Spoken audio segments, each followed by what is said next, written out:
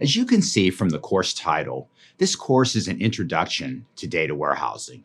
In fact, you can think of the entire discipline of data warehousing as a fundamental underpinning to data-driven decision-making that most users don't fully see. Consider a beautiful modern house that everybody drives by and turns their head to take a second look.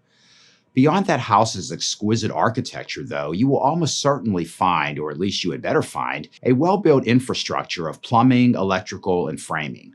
You might be at a party at this fancy house and not give a second thought to its infrastructure, but of course that plumbing and electrical and framing are every bit as important to the house's longevity, maybe even more so than its stunning visual appearance.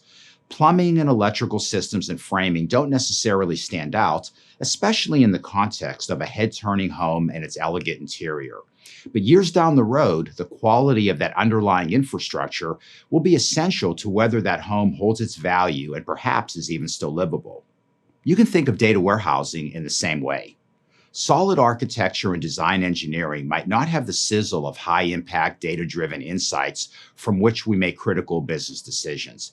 But continuing to make those decisions, and to do so from accurate, well-organized data, is every bit as much in the realm of data warehousing as it is with business intelligence and analytics. Even as data warehousing starts to share the spotlight with newer disciplines such as data lakes built on top of big data environments, make no mistake about it. Data warehousing will be with us for a long while to come, and the better the job we do with data warehousing, the better the job we'll do with each succeeding generation of analytics.